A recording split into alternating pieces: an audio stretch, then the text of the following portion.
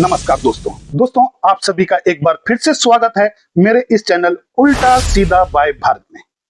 दोस्तों अक्सर मुझसे काफी सारे लोग कुछ ना कुछ सवाल करते हैं, जैसे कि भाई भारत जी आप चाइना अक्सर आते जाते रहते हैं, तो चाइना जाने के लिए हमें कौन सा वीजा लेना चाहिए, क्या क्या डॉक्यूमेंट्स की जरूरत पड़ती है, चाइना में हम सरवाइव कैसे करेंगे खाने पीने को लेकर, लैंग्वेज को लेकर, और चाइना से आते वक्त हमें क्या चीजें करनी चाहिए और क्या चीज नहीं करनी चाहिए।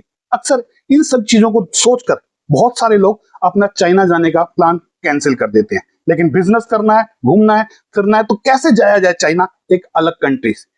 तो दोस्तों आज की इस वीडियो में मैं इन सभी बातों पर आपके साथ डिस्कशन करूंगा। अगर मेरा ये वीडियो आपको अच्छा लगे तो इसे लाइक कीजिएगा, शेयर कीजिएगा और कमेंट्स करके बताइएगा कि आप चाइना घूमने क्यों जाना चाहते हैं। और मेरे इस चैनल को अगर आपने अभी तक सब्सक्राइब नहीं किया तो प्लीज इसे सब्सक्राइब कर दीजिएगा। तो चलिए दोस्तों बढ़ते हैं वीडियो में और जानते हैं कि चाइना जाने से पहले किन बातों का ख्याल रखना है। दोस्तों देखिए, चाइना जाना इतना मुश्किल नहीं है जितना हम लोग कई बार सोच लेते हैं, क्योंकि चाइना के साथ हमारे रिलेशन थोड़े अच्छे नहीं है, लेकिन आने वाले वक्त में हो सकता है कि ये रिलेशन अच्छे हो जाए। अगर आप चाइना जाना चाहते हैं तो आपको 2-3 चीजों का ख्याल रखना होगा। देखिए आज के इस वीडियो में मैं आपको 3 पॉइंट बताऊंगा। पहला, इंडिया टू चाइना, ये आपको इंडिया टू चाइना जाने से पहले क्या क्या तैयारी करनी है।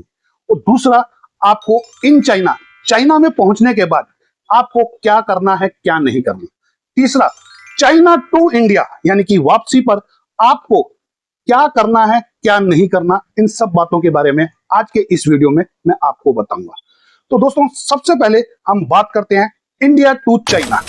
देखिए दोस्तों, अगर आप चाइना जाने का प्लान कर रहे हैं, चाहे आप टूरिस्ट वीजा पे जाना चाहते हैं, बिजनेस वीजा पे, स्टूडेंट वीजा पे या वर्क वीजा पे, आप पहले सोच लीजिए। आज के इस वीडियो में मैं बात करूंगा टूरिस्ट या बिजनेस वीजा से रिलेटेड। देखिए दोस्तों, अगर आप चाइना जाना चाहते हैं तो उसके लिए आपको ऑनलाइन एप्लीकेशन चाइना के लिए फॉर्म भरना पड़ेगा, और उस फॉर्म को भरने के बाद अपॉइंटमेंट अगले दिन की, क्योंकि आप अपॉइंटमेंट लेने की जरूरत नहीं है, आप वीजा ऑफिस जाकर अपना वीजा के लिए अप्लाई कर सकते हैं। 6 से 7 दिन के अंदर आपका वीजा मिल जाता है।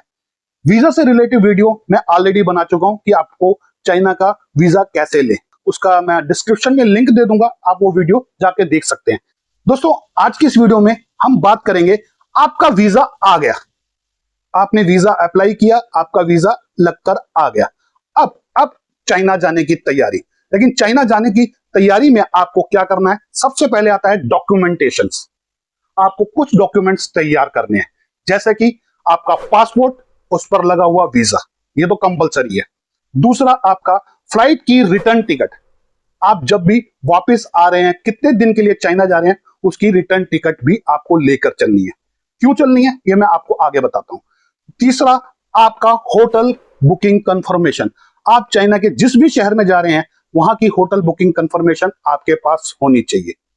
चौथा, आपका जो डॉक्यूमेंट चलेगा वो है आपकी आइटनरी। अगर आप टूरिस्ट वीजा पे जा रहे हैं या आपका बिजनेस वीजा पे जा रहे हैं तो आपका कंपनी का जो भी इनविटेशन लेटर है या किसी से मिलने जा रहे हैं उसका इनविटेशन लेटर की कॉपी आपके पास होनी चाहिए। आपके पास जितने भी पैसे आप कैरी कर रहे हैं अपने साथ, कितने भी डॉलर, वैसे तो इंडियन करेंसी वहां चलती नहीं, कितने डॉलर कैरी कर रहे हैं, उस डॉलर की पक्की रिसिप्ट होनी चाहिए कि आपने इतने डॉलर इंडिया में खरीदे हैं, उसकी पक्की रसीद। क्यों, आगे बताता हूं। उसके बाद आपका ट्रैवल इंश्योरेंस। दोस्तों ये सब चीजें, ये डॉक्यूमेंट्स आपके पास होने जरूरी हैं चाइना जाने से पहले। अब आप सोच रहे होंगे यार ये काफी सारे डॉक्यूमेंट्स तो मैंने वीजा के टाइम पे भी सबमिट किए थे, अब आगे क्यों जरूरत पड़ेंगे, वो मैं आपको बताता हूं क्यों पड़ेंगे। डॉक्यूमेंट से संबंधित आपकी ये तैयारी कंप्लीट हो गई। उसके बाद दूसरी तैयारी है आपकी मोबाइल फोन से संबंधित। दोस्तों चाइना जाने से पहले अपनी इंटरनेशनल रोमिंग जरूर एक्टिवेट करवा लें, क्योंकि इसकी जरूरत आपको पड़ सकती है एयरपोर्ट पे चाइना पहुंचने पर भी, क्योंकि तब तक आपने चाइना की सिम नहीं ली होगी।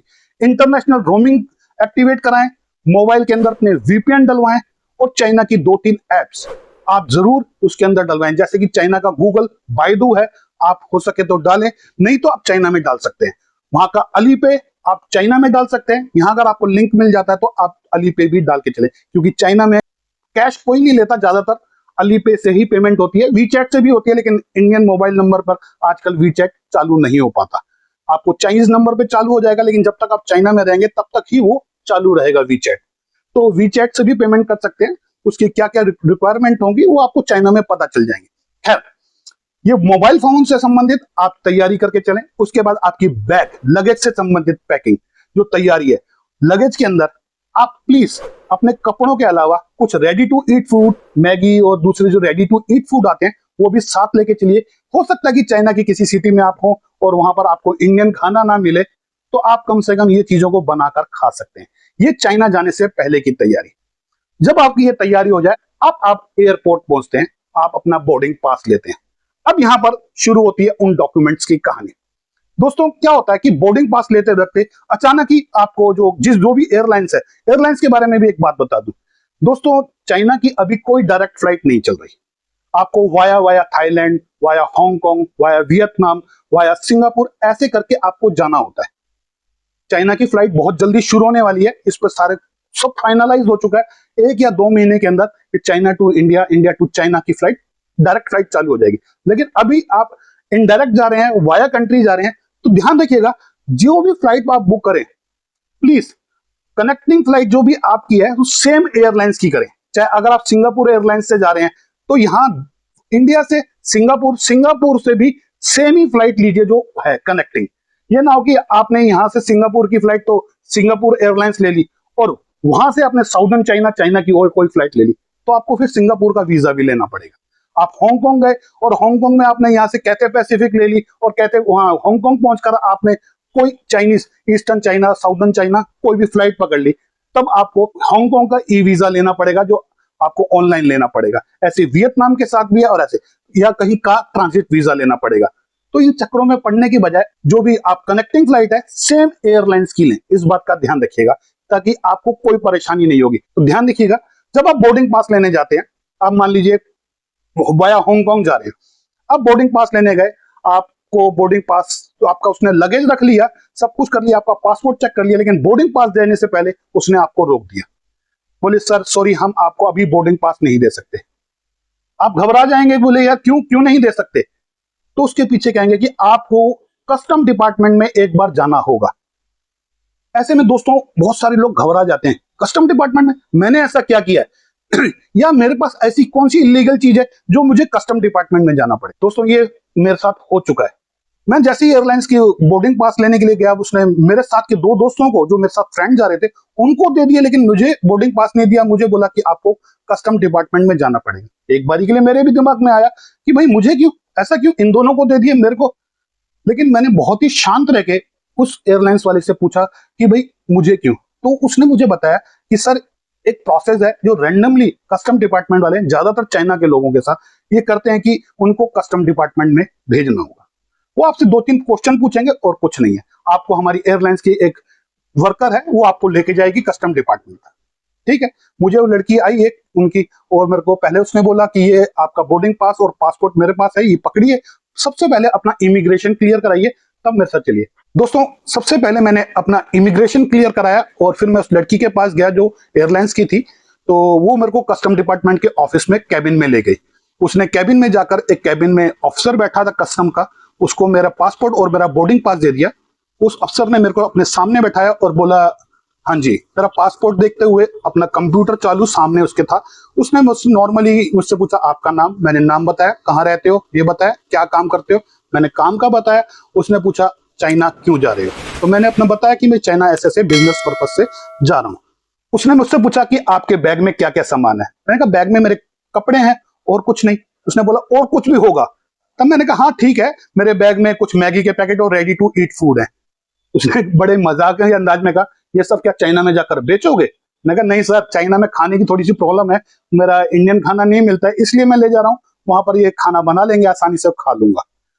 फिर उसने मेरे से आखिरी में पूछा आपके पास कितनी करेंसी है और कौन सी करेंसी है? मैंने कहा जी मेरे पास डॉलर है $3000। उसने बोला ये $3000 कहाँ से लिए? मैंने कहा फॉरेन एक्सचेंज जो करते हैं फॉरेक्स डिपार्टमेंट उनसे लिए। तो उसने मुझसे पूछा आपके पास इस डॉलर एक्सचेंज की रिसिप्ट है कि नहीं? दोस्तों मैंने आपको बोला था कि आपको जो भी आप करेंसी ले जाएंगे उसकी पक्की रसीद आपके पास होनी चाहिए। मैंने कहा हाँ जी बिल्कुल है। मैंने अपनी $3000 की रिसिप्ट निकाल के उसको दिखा दी। उसने चेक की, अपने कंप्यूटर पे चेक किया, सारी इंफॉर्मेशन मेरी जो मैं उससे पूछ रहा था। उसके बाद उसने मेरे को चेक करने के बाद कहा ठीक है, आपके पास इंडियन करेंसी कितनी है? मैंने कहा जी इंडियन करेंसी तो मेरे पास 500-600 रुपए है। और बाकी क्या है? मैंने कहा बाकी और कुछ नहीं है, मेरा मोबाइल है, पेटीएम और गूगल पे चलते हैं, लेकिन चाइना में ये नहीं चलेंगे। उसने बोला ठीक है, ओके भारत जी आप जा सकते हैं। उसने मेरा बोर्डिंग पास और मेरा पासपोर्ट दे दिया। एयरलाइंस की लड़की को मैंने बोला, एयरलाइंस की लड़की ने मेरे से कहा सॉरी सर, लेकिन ये एक रैंडम चेकिंग है और ये हमें करनी पड़ती है। मैंने कहा सॉरी बोलने की जरूरत नहीं है, मैं समझ गया। तो दोस्तों यहाँ पर आपके कुछ ना कुछ डॉक्यूमेंट्स कस्टम डिपार्टमेंट वाले इंडिया में ही चेक कर सकते हैं, लेकिन इमिग्रेशन, इंडियन इमिग्रेशन पे आपके डॉक्यूमेंट्स को लेकर देखिए, इंडियन इमिग्रेशन आपका पासपोर्ट चेक करता है, आपका चाइना का वीजा देखता है। कुछ एक सवाल पूछ सकता है कि आप कहाँ रहते हैं और चाइना क्यों जा रहे हैं, कितने दिन के लिए जा रहे हैं, कैसा कैसा क्या है, कुछ इधर उधर के सवाल पूछ सकता है। नॉर्मली वो डॉक्यूमेंट्स आपके ज्यादा चेक नहीं करते, आप इजीली आप वहां से जा सकते हैं। इमिग्रेशन सिक्योरिटी चेक करके आपने अपनी फ्लाइट पकड़ी और आप कनेक्टिंग फ्लाइट कंट्री में पहुंचे, और उसके बाद जो भी लेओवर था, उस लेओवर के बाद आप चाइना पहुंच जाते हैं। अब चाइना की किसी भी बड़ी सिटी, गोंजो हो सकता है, शंघाई हो सकता है, बीजिंग हो सकता है, जहां इंटरनेशनल एयरपोर्ट है, इमिग्रेशन होता है आपका। अब आप इमिग्रेशन पे पहुंचते हैं। दोस्तों इमिग्रेशन पे पहुंचने से पहले आपके फिंगर स्कैन होते हैं। आप फिंगर स्कैन करते हैं, वहां मशीनें लगी हुई है, पासपोर्ट दिखाना है और उसके बाद आपको 10 उंगलियों की फिंगर स्कैन करा देते हैं। जब इमिग्रेशन पे आप इमिग्रेशन ऑफिसर के पास पहुंचते हैं, तो इमिग्रेशन ऑफिसर आपका वो स्कैनिंग का वो देखता है, आपने जो फिंगर स्कैन किया, आपका पासपोर्ट और वीजा देखता है, आपकी एक फोटो खींचता है। लेकिन उसके बाद नॉर्मली कई बार वो आपको छोड़ देते हैं, लेकिन 100 में से 70 आदमी को तो वो छोड़ देते हैं, बस यही सब जान के फोटो वोटो खींच के ओके। लेकिन 20-30 आदमियों को रैंडमली रोक लेते हैं और उनसे पूछते हैं आप वापस कब जा रहे हैं, आपके पास रिटर्न टिकट है? अब यहां रिटर्न टिकट काम आ सकती है। आपके पास होटल की बुकिंग है? वो आपसे पूछ सकता है कि आपके पास कंफर्म होटल की बुकिंग है, तो आपको दिखानी होगी। मैंने आपको बताया कि डॉक्यूमेंट्स में आपको ये तैयार रखनी है। मेरे सामने ही एक आदमी से पूछा था होटल की बुकिंग है, उसके पास नहीं थी। उसने कहा नहीं, उसने कहा कि नहीं आप साइड पे हो जाइए, अभी दूसरे को आने दीजिए, हम आपसे बात करते हैं। लेकिन उसी आदमी ने उसी समय अपने, क्योंकि उसका इंडियन मोबाइल नंबर वहां पर रोमिंग में एक्टिवेट था, उसने उसी समय अपने कोई ऐप खोली और उस ऐप से उसने वहां पर होटल बुकिंग कर दी। इमिग्रेशन क्लियर हो गया, शायद इमिग्रेशन ऑफिसर अच्छा था। और ऐसे ही एक मेरे दोस्त के साथ हुआ, मेरे जान पहचान वाले के साथ। वो चाइना पहुंच गया, उसने इमिग्रेशन पे जाके खड़ा हुआ, इमिग्रेशन ऑफिसर ने उसके सारे डॉक्यूमेंट्स देखे, उससे फ्लाइट टिकट रिटर्न भी पूछी, उससे होटल बुकिंग भी पूछी, फिर उससे पूछा कि पर्पस ऑफ विजिट, आप किस पर्पस से यहाँ घूमने आए हैं? तो उसने कहा जी मैं यहाँ पर एक कंपनी में जाना है, उस कंपनी वाले से बात करूंगा, एक सप्लायर है, फिर उसके बाद मैं यहाँ पर एक शंघाई में एक ट्रेड फेयर लग रहा है, उधर ट्रेड फेयर पे जाऊंगा। वीजा ऑफिसर ने उसका पासपोर्ट देखा, उस बेवकूफ ने टूरिस्ट वीजा लगवा रखा था और वो बिजनेस वीजा, बिजनेस पर्पज से चाइना गया था। उसने उसको उसी समय देखा, उसको 2 ऑफिसर बुलाए और उसको वापस इंडिया डिपोर्ट कर दिया, क्योंकि वो घबरा गया। अरे टूरिस्ट वीजा लगा रहा था तो बोलता कि भाई मुझे घूमना है, चाइना घूमने आया हूं नॉर्मली, ये क्या जरूरत है कि मैं सप्लायर के पास जाऊंगा, ये करूंगा, ट्रेड शो जाऊंगा, ये नहीं दोस्तों। आपको अगर आप टूरिस्ट वीजा पे हैं तो टूरिस्ट के पर्पज से गए हैं घूमने के, तो घूमने के बारे में बताइए अगर आपके पास टूरिस्ट वीजा है।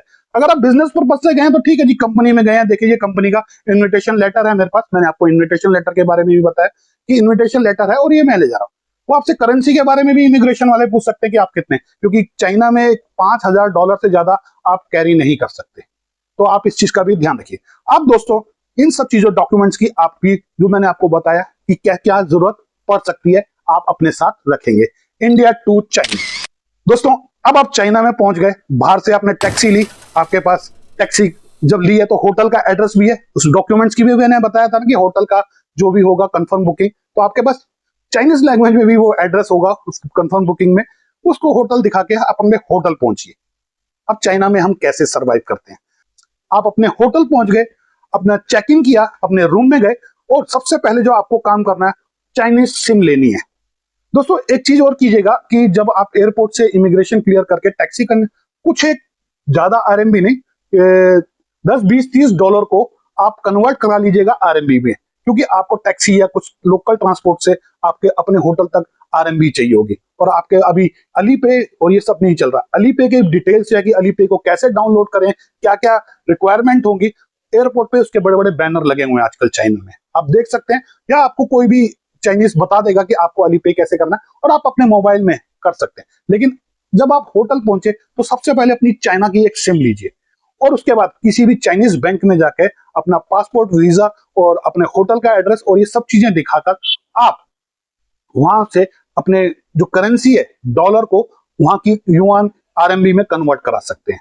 आपको बैंक से थोड़ा सा अच्छा पैसे मिलेंगे, बाकी आपके होटल के आसपास भी एक्सचेंज करने वाले बैठे होंगे, वो भी आपको दे देंगे। कुछ एक परसेंट का फर्क पड़ता है। अगर आपको जैसा अच्छा लगे आप अपनी मनी एक्सचेंज करा लीजिएगा, क्योंकि वहां पर आरएमबी चलेगी। अब आपका मोबाइल फोन सबसे ज्यादा कीमती है, क्योंकि आपके मोबाइल फोन में आपका एक तो इंडिया का नंबर रोमिंग में, दूसरा आपने वहां की जो भी चाइना की ऐप है उनको डाउनलोड करना है। जैसे अभी आपने अपने लोकल टूरिस्ट नंबर लिया है, चाइना की सिम ली है, तो वीचैट डाउनलोड करेंगे जो चाइना के अंदर चलता है, तो वीचैट डाउनलोड कर सकते हैं। लेकिन वो वीचैट तब तक रहेगा जब तक आपकी सिम चल रही है चाइना में, जब तक आप हैं। चाइना से एग्जिट होती है आपका वीचैट भी बंद हो जाएगा, सिम भी बंद हो जाएगी। लेकिन अली पे आप कर सकते हैं, क्योंकि ऑनलाइन ट्रांजेक्शन के लिए जरूरत पड़ती है। दोस्तों उसके बाद आप trip.com इस ऐप को भी वहां पर डाउनलोड कर लीजिएगा, क्योंकि trip.com से आप होटल बुक कर सकते हैं, किसी भी तरह के लोकल ट्रांसपोर्ट जैसे ट्रेन हो गई, फ्लाइट हो गई, आप इन सब चीजों को भी उसमें इजीली बुक कर सकते हैं। और ये आपको दूसरी ऐप के मुकाबले जो हमारे इंडिया में चलती हैं उनसे थोड़ी सस्ती ही पड़ेगी, महंगी नहीं पड़ेगी। तो इसको भी आप जरूर डाउनलोड कर लीजिएगा। और जब .com कर रहे हैं तो वहां पर अगर आपको टैक्सी की ऐप करनी है तो दीदी ऐप करके एक ऐप है, वो आप वहां पर डाउनलोड कर सकते हैं। इन सब चीजों को डाउनलोड करने के लिए होटल में या कोई ना कोई व्यक्ति आपको मिल जाएगा, बहुत आसानी से आपको ये सब चीजें VPN, trip.com जो भी ऐप है वो आपको डाउनलोड करवा देगा।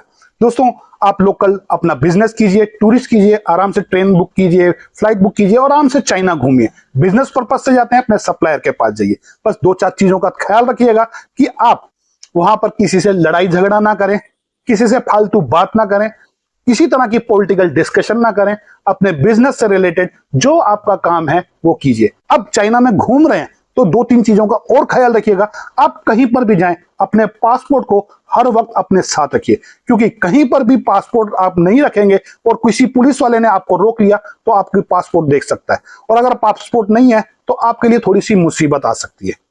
तो आप पासपोर्ट, किसी भी मॉन्यूमेंट को देखने जा रहे हैं, किसी टूरिस्ट प्लेस को देखने जा रहे हैं, वहां पर टिकट है तो आपके पासपोर्ट की जरूरत होगी। आप ट्रेन पकड़ रहे हैं, बस पकड़ रहे हैं, फ्लाइट पकड़ रहे हैं, तब आपके पासपोर्ट की जरूरत होगी। तो पासपोर्ट हर वक्त चाइना के अंदर घूमते वक्त आपके पास होना चाहिए। दूसरा, आप जिस भी होटल में ठहरे हैं उस होटल का विजिटिंग कार्ड जरूर रख लीजिएगा, क्योंकि लैंग्वेज की वजह से आपको हो सकता है कि वो बता ना पाए कि आप कौन से होटल में कौन सी जगह पे जाना है। तो आपका चाइनीज में जो विजिटिंग कार्ड है होटल का, उसको दिखाकर आप इजीली अपने होटल तक पहुंच सकते हैं। दोस्तों ये छोटी छोटी चीजें हैं। खाने पीने का सामान आपके पास है, आप किसी चाइना के शहर में जा रहे हैं और वहां पर आपको इंडियन रेस्टोरेंट नहीं मिला, तो कम से कम जो आपके पास रेडी टू ईट जो इंडिया से फूड लेके गए हैं वो आराम से खाकर सर्वाइव कर सकते हैं। कि दोस्तों कभी भी आप चाइना आए तो पहले चेक करके आए कि चाइना में हॉलीडेज ना चल रहे हो। तो दोस्तों ये सब चीजों को आप थोड़ा सा ध्यान रखेंगे, आप टूरिस्ट एज ए टूरिस्ट बहुत आसानी से बहुत अच्छा घूम सकते हैं। और चाइना सेफ कंट्री है, चाइना में मारा मारी, लूट बाजारी बहुत रेयर है। अब वापसी वक्त, अब हमारा जो तीसरी बात आती है चाइना टू इंडिया। अब देखिए दोस्तों क्या होता है, चाइना टू इंडिया जब वापस आ रहे हैं तो बहुत सारे लोग होते हैं वहां से परचेजिंग बहुत सारी कर लेते हैं, खरीदारी कर लेते हैं। लेकिन दोस्तों आपको इन सब चीजों का सोच के चलना है कि आपको बहुत सारी चीजों की खरीदारी वहां से नहीं करके लानी, क्योंकि अगर आपने बहुत सारे सामान की खरीदारी कर ली और आप इंडिया के कस्टम डिपार्टमेंट, चाइना में तो कोई नहीं रोकेगा, अब आपको इमिग्रेशन वाले भी नहीं रोकेंगे, आपको स्टैंप लगाएंगे जाओ, लेकिन इंडियन कस्टम वाले ने आपको रोक लेना है। बहुत सारे चांसेस में होता है कि चाइना से जो भी फ्लाइट आ रही होती है, वाया चाइना आ रही होती है, वो रोक लेते हैं। हाँ भाई बता तेरे बैग में क्या क्या है, आपने सामान इतना सारा परचेज कर लिया। वैसे कहते हैं, मुझे मालूम नहीं है ज्यादा, लेकिन कहते हैं कि 5,000 रुपए से ज्यादा का सामान आप अपने साथ लगेज में नहीं लेके आ सकते। आप किसी बिजनेस पर्पज से गए, किसी कंपनी वाले ने, सप्लायर ने आपको एज ए सैंपल फ्री दे दिया। अगर फ्री दे दिया है तो दोस्तों उससे लिखवाइए, उसके लेटर हेड में और स्टैंप लगवाइए कि हाँ जो फ्री सैंपल है, ताकि आप यहाँ पर इंडियन कस्टम में आप उसको शो कर सके लीगली। ऐसा कोई इलीगल आइटम चाइना से अपने साथ मत लीजिएगा। अब देखिए एक चीज और, आप चाइना में ट्रैवल कर रहे हैं तो आप अपने साथ पावर बैंक, डोमेस्टिक, इंटरनेशनल नहीं, डोमेस्टिक भी आप अपने साथ पावर बैंक नहीं रख सकते। अभी चाइना में एक नया नियम आया कि पावर बैंक बैन कर दिया कि आप ट्रैवल करते वक्त बाय एयर आप अपने साथ पावर बैंक नहीं रख सकते। कुछ कैपेसिटी का रख सकते हैं, उसके लिए आपको नेट पे सर्च करना पड़ेगा कि कौन सा रख सकते हैं। तो आप ऐसा कोई इलीगल सामान भी चाइना से, बैटरी से रिलेटेड या कोई इलीगल सामान अपने साथ कैरी करके मत लाइए, कहीं ऐसा ना हो कि आप इंडियन कस्टम पर फंस जाए। मैंने बहुत सारे लोगों को देखा कि ना बड़े बड़े ड्रोन खरीद लेते हैं चाइना में। अब चाइनीज है, उसने तो बेचना है, उसने बेच दिया, वो सोचते हैं कि घर ले जाएंगे, लेकिन वहां इंडिया के अंदर आके कस्टम डिपार्टमेंट में बैठे होते हैं, पूरा पूरा दिन बर्बाद होता है। किसी को छोड़ देते हैं, उनपे है डिपेंड कि छोड़ दिया, और किसी को पेनल्टी देनी पड़ती है, और किसी का ड्रोन ही जब्त कर लिया जाता है। अगर आप ड्रोन खरीदना है तो छोटे बच्चों के खिलौने टाइप ठीक है, लेकिन बड़ा ड्रोन 1-2 फुट का ड्रोन वहां से मत खरीदिए, ये अलाउ नहीं है, इंडिया में बैन है। तो प्लीज ऐसी चीजों को वहां से परचेज करके मत लेके आइए। सब चीजों का ध्यान रखते हुए, कुछ चीज इलीगल नहीं लानी, कोई लानी है तो उसका बिल ले लेना। छोटा मोटा सामान है, बच्चों के कपड़े ले लिए, 1-2 जोड़े, 1-2 खिलौने ले लिए, ठीक है, लेकिन बड़े बड़े आइटम और बड़ी बड़ी अपने बिजनेस से पर्पज से कोई भी आइटम चाइना से अपने लगेज में रख के मत लेके आइए। थोड़ी सी प्रॉब्लम हुई थी, आपको मैं बाद में बताऊंगा कि हांगजोउ में जब हांगकांग एयरपोर्ट पर हम पहुंचे तो हमारे साथ एक ऐसी प्रॉब्लम हो गई जिसको मैं बयान करूंगा तो आप मुझे बेवकूफ़ बोलेंगे।